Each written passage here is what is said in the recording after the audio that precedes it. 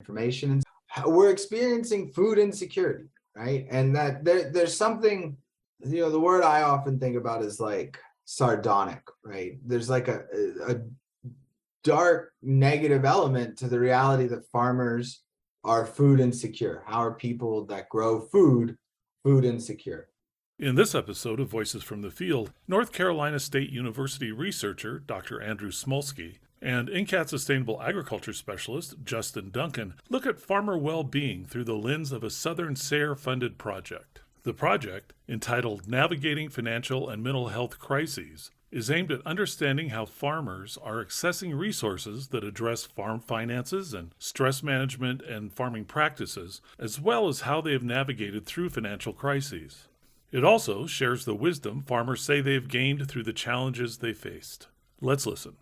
Hi, my name is Justine Duncan. I'm a sustainable ag specialist with the National Center for Appropriate Technology, and I'm here today with Andrew Smolski. Andrew, are you a PhD? Are you Dr. Smolski yet, or are you still working? I am. I'm Dr. Smolski, currently in the Department of Agricultural and Human Sciences at North Carolina State University, where I'm a postdoctoral research scholar.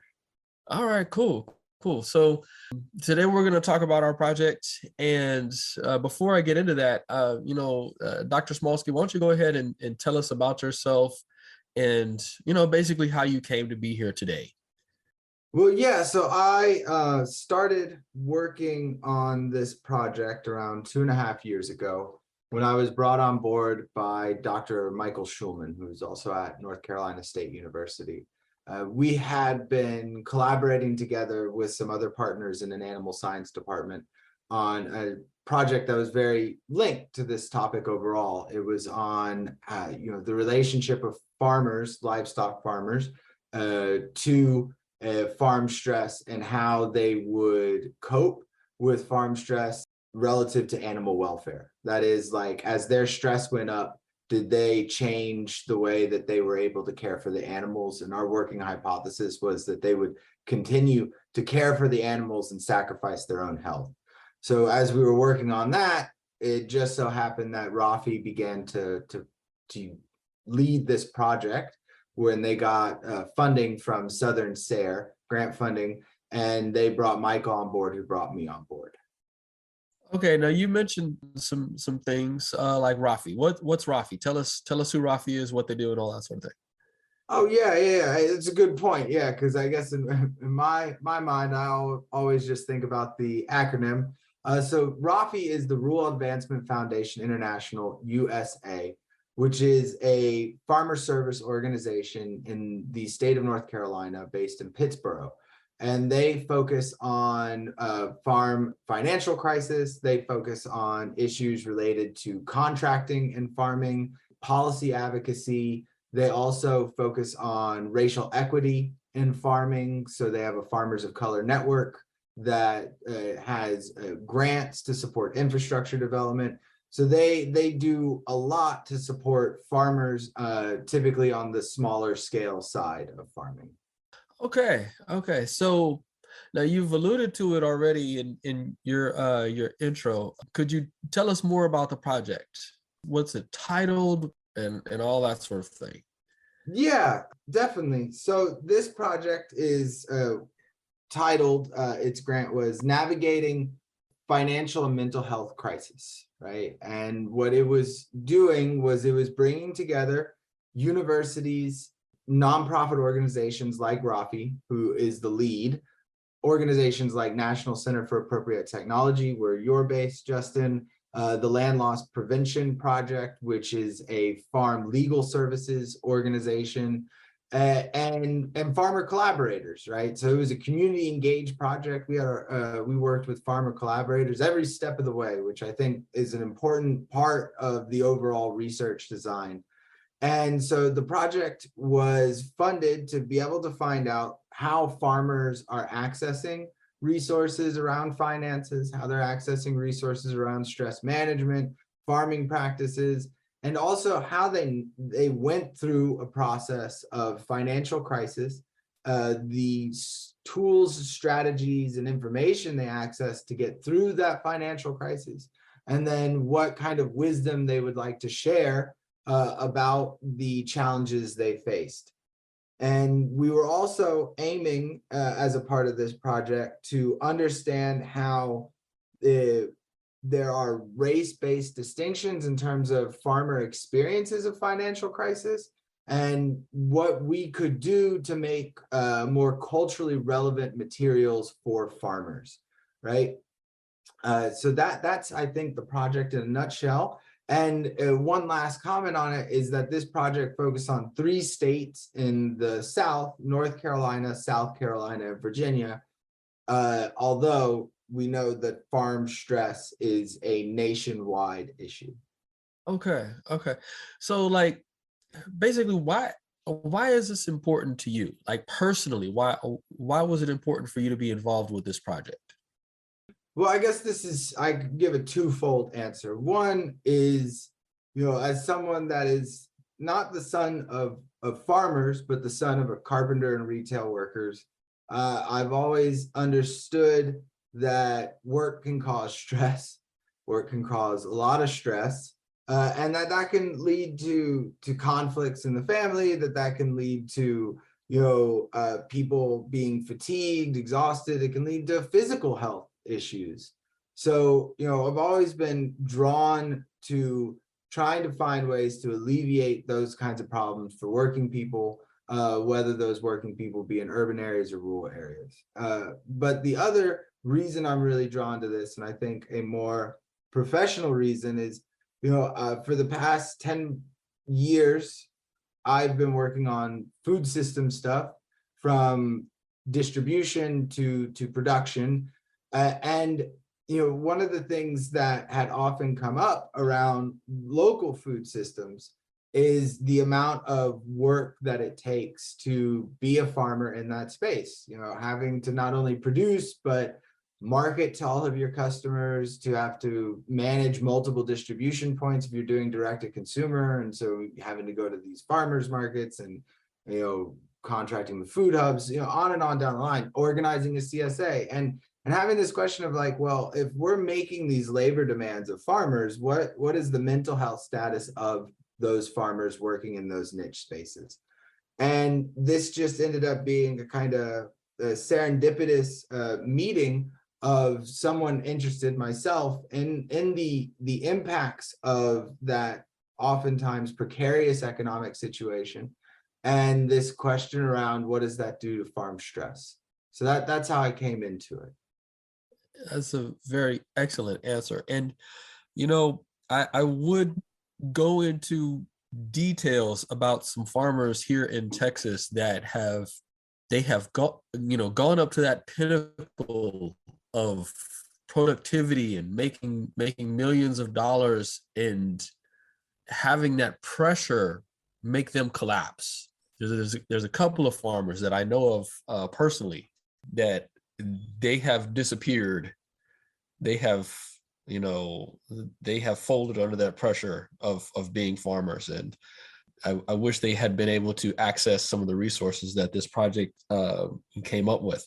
However, so let's move on to, let's talk about some of your findings. What were some of the findings that you didn't expect? What popped up that you were like, that's not something that I would have thought before I started this project?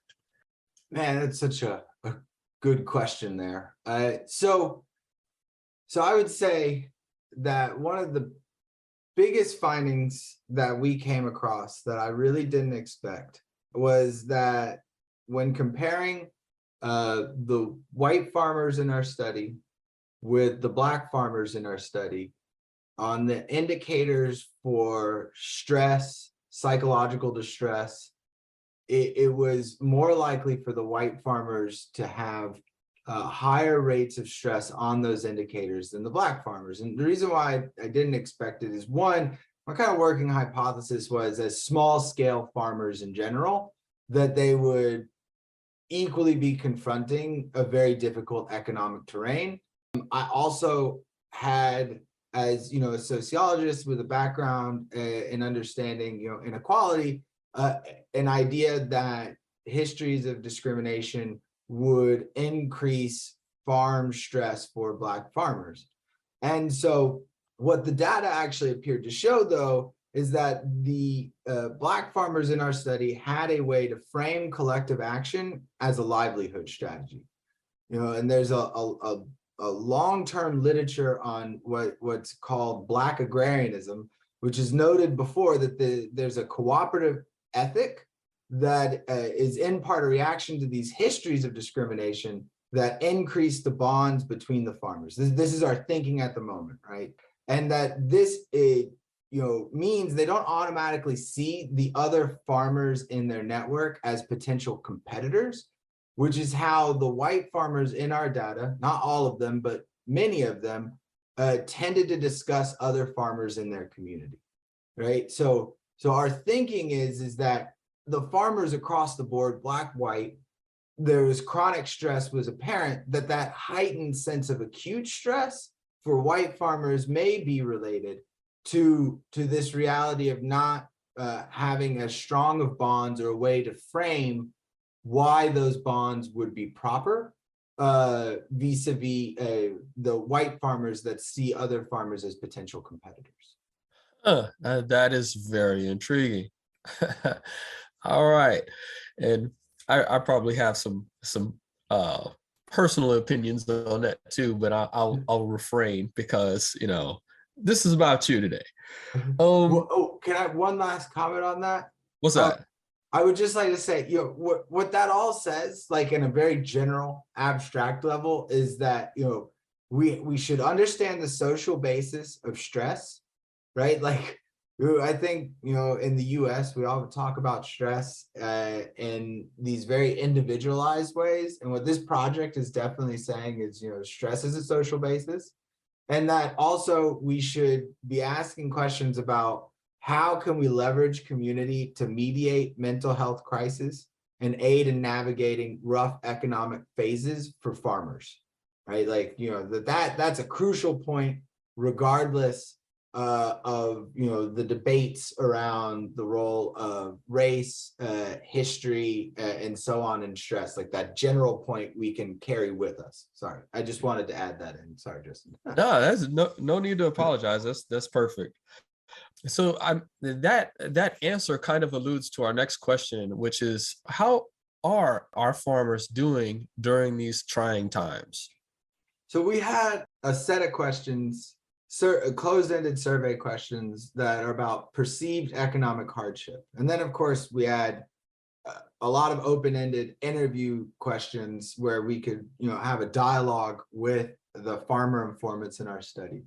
And what the perceived economic hardship indicators tended to show was that a large amount of farmers, 13 out of 28, and 2 that didn't respond to these questions, which is totally fine, we're experiencing food insecurity, right? And that there's something, the word I often think about is like sardonic, right? There's like a dark negative element to the reality that farmers are food insecure. How are people that grow food insecure? And that I think is tied to a lot of factors around what ag does, right, in terms of production, what it's oriented towards oftentimes. And then there was also insecurity related to healthcare, right? That is people noting when asked, in the past 12 months, how often was it that your family did not receive the medical care that you thought they should get, that farmers would state, not the overwhelming majority, but many of the farmers in the study would state that that was either a little or often, right? So that they're not able to access the medical care that they would like. And when you get into the interview data, they would even note this, like when discussing mental health professionals, well, I don't have the money to pay out of pocket. My insurance only covers X number of visits. By the time those visits that are covered end is, the moment when I finally developed rapport, but now they're cut off, right? So that the farmers are facing, or some farmers are facing heightened levels of food insecurity, heightened levels of medical insecurity, and that impacts their capacity to access the very resources they would need to manage their stress.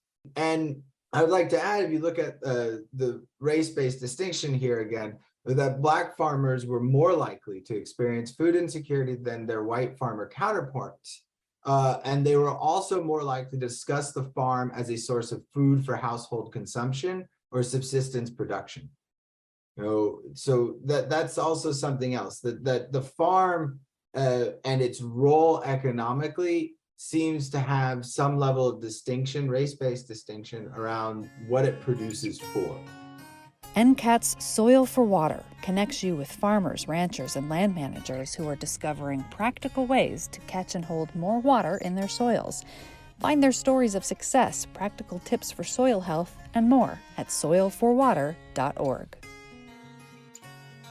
Yeah, and I recall reading that line about the 13 out of 28 talking about food insecurity, and that resonated with me because that trend is a worldwide trend. Wherever there was colonialism, that trend is true, that people produce not for sustenance of the household, well, not for food sustenance of the household, but for export. They're trying to sell something, and then they take the funds from those exports and they take those and buy their food rather than growing their food at home. And that is a worldwide trend that it's funny to see it. Well, that there's that dark irony. Mm-hmm. It's funny to see that that pattern repeated here in the United States. Okay, yeah. so I mean, just one addition to that, and that can get to some really tragic moments in history. The Great Potato Famine in Ireland, right, is sometimes construed and is in part linked to this, right, as a matter of scarcity. But there was a linked part to that where potatoes were being exported during the famine, right? So it wasn't just that there was scarcity, it was scarcity linked to what was produced was still being sold on the market as opposed to alleviating the famine. And we don't seem to grapple with that history.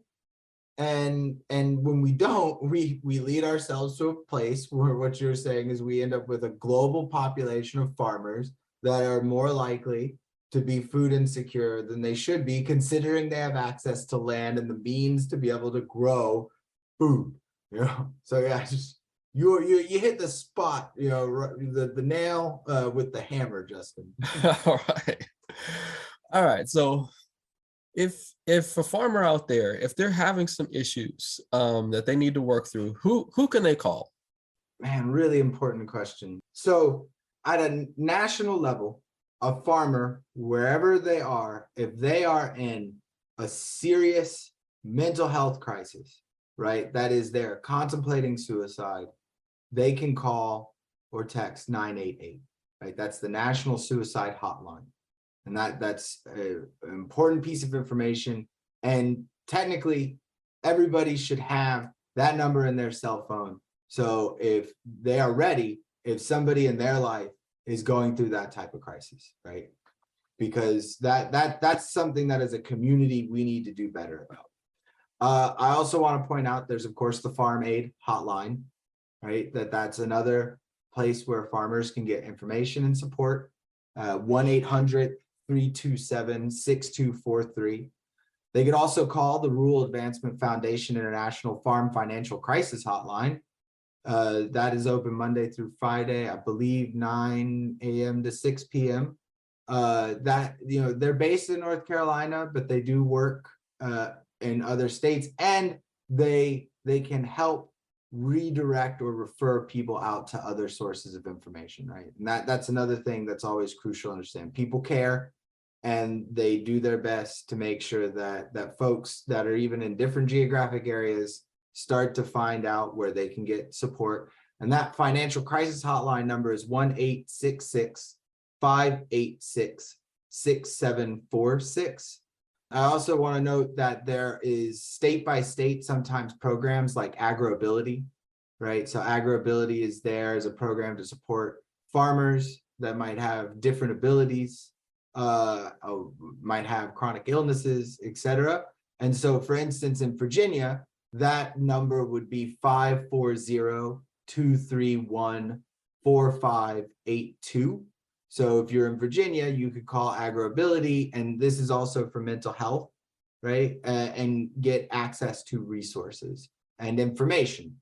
So there's state by state, these different types. And the USDA has funded these stress assistance networks in 4 different regions, and they're putting together resource directories as well. So in the South, there's the Southern Ag Exchange Network, which is putting together here a resource directory that will end up online, that will provide farmers access to not just information around stress, but those things that we know are causes of stress, such as financial challenges, legal challenges like heirs property and so on, business planning challenges that they need. And then, of course, I believe, and Justin, correct me if I'm wrong here, that they could also contact like the National Center for Appropriate Technology if they have questions around farming practices and so on that they need information about. Am I correct in saying? Yes. And so the National Center for Appropriate Technology is, of course, a nationwide nonprofit organization that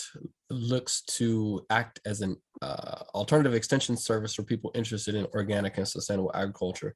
In addition to them getting farm help from us, we also are putting up a very user-friendly website that details some of these resources that they can get.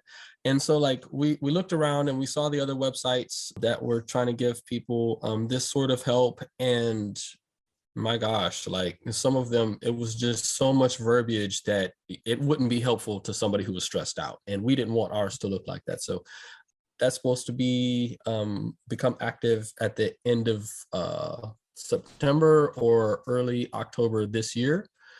And yeah, it's pretty user friendly, and it goes state by state to let you know what resources are available. And what we found is that some states are better prepared to help than others. That's why the regions and the national hotlines and stuff are so important.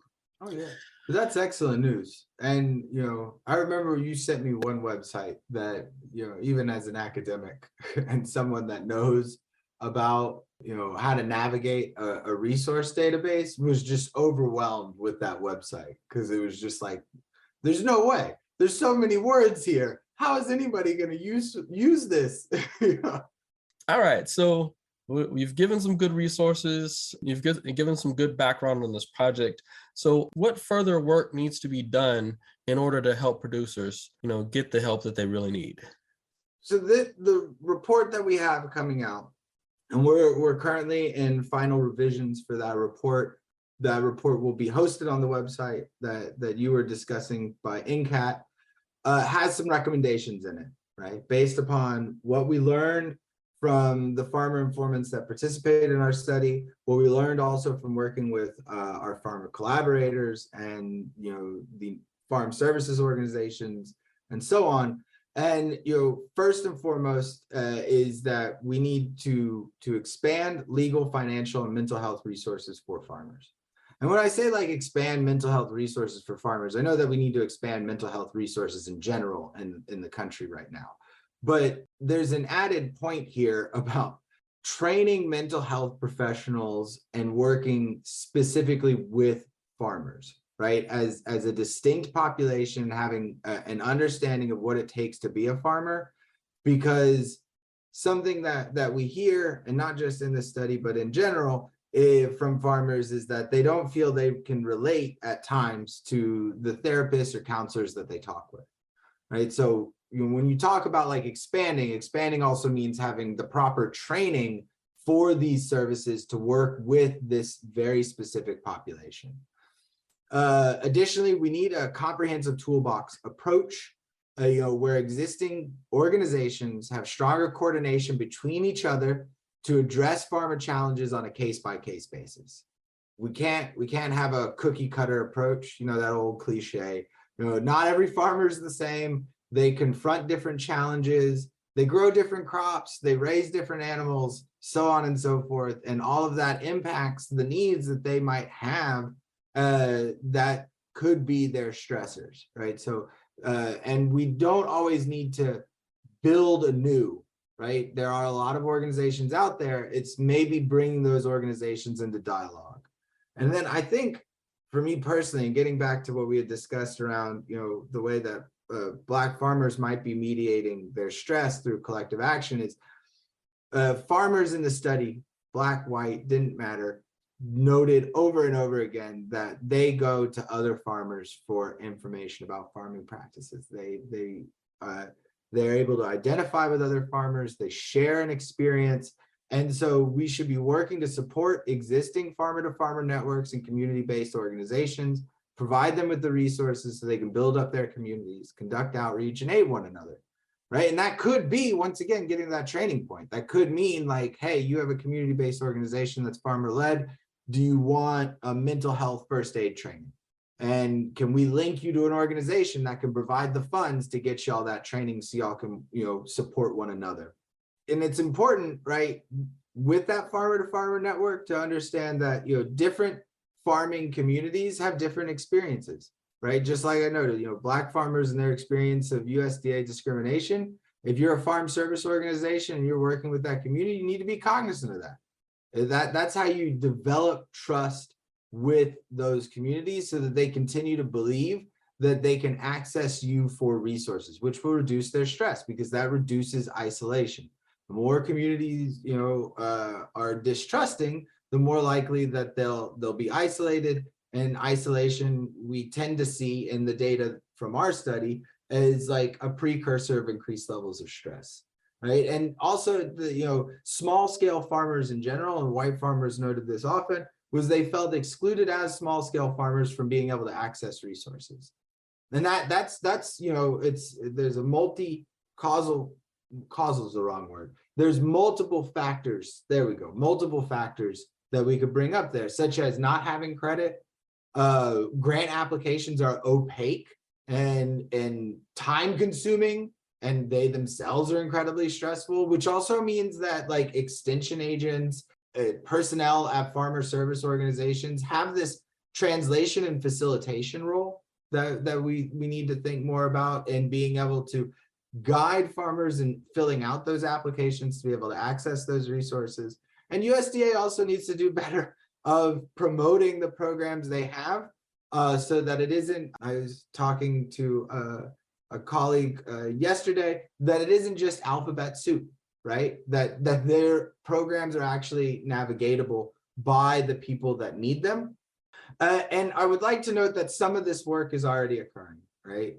Whether that's the farmer-to-farmer peer support program at NC Agromedicine Institute, whether that's the Southern Ag Exchange Network bringing service providers, universities, and farmers into collaboration, or even the work of nonprofits like Rafi and their Farmers of Color Network, or the work of the National Center for Appropriate Technology in providing farmers with the information they need, maybe to transition into a new market, right? And not just the information, but the support that they would need.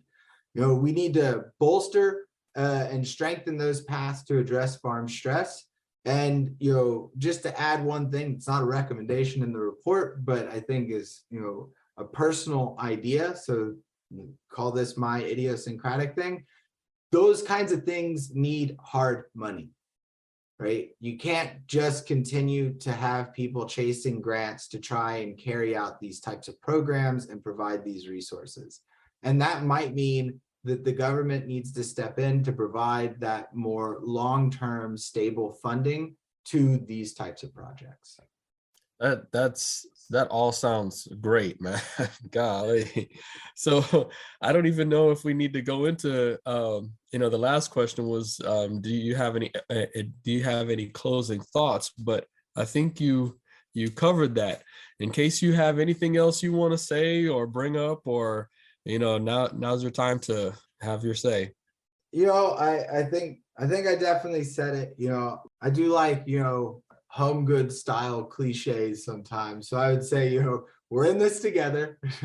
We have to work to build multiple better worlds, and we can totally get there. But that means beginning to confront the real problem, right? And not just attempt to constantly address individual farmers at the point of acute crisis. We need prevention, and prevention means let's work to stabilize our agrarian communities. Right, and that would be it. That kind of reminds me of a meme I saw yesterday, because yesterday was like Star Trek Day, and it was talking about we could have a Star Trek future, or we could have a Mad Max future, and the difference is going to be us getting together and working together, or us basically competing against each other, which is the road we're headed down. So yeah, let's work for that Star Trek future. I like it a lot, Justin. All right, well, that's our podcast for today. Thank you, Justin, for having me on. You have a good one. That's it for this episode. Thanks for listening. Additional information about this episode and related resources can be found at attra.incat.org. Don't miss an episode. Subscribe to Voices from the Field wherever you get your podcasts. I'm your host, Rich Myers. ATTRA, Voices from the Field, is produced by the National Center for Appropriate Technology, headquartered in Butte, Montana. It's supported by the USDA Rural Business Cooperative Service as part of NCAT's ATTRA Sustainable Agriculture program. Any opinions, findings, conclusions, or recommendations expressed in this recording are those of the participants and do not necessarily reflect the views of the USDA or NCAT. We'll catch you again next week, and until then, keep on farming.